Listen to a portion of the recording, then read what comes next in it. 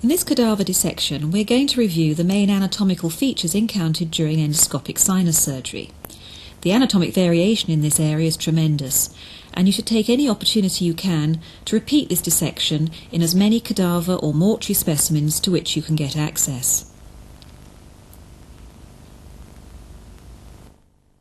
In this specimen, a CT scan has been performed prior to the dissection, which allows us to review the anatomy beforehand. This is obviously very useful in establishing, for example, the presence and size of the frontal sinus. On one of the cuts, through the middle meatus, you can see the position of the uncinate process and its attachment to the lamina papyracea.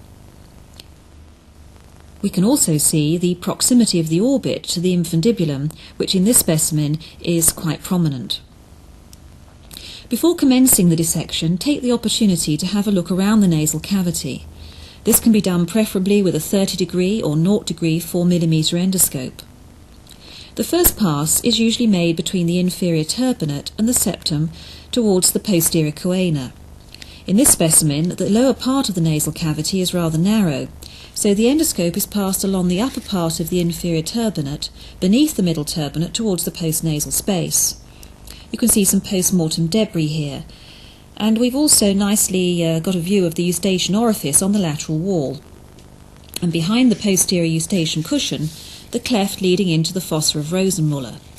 In a live patient, you could ask them at this point to swallow and watch the movements of the eustachian cushion and palate.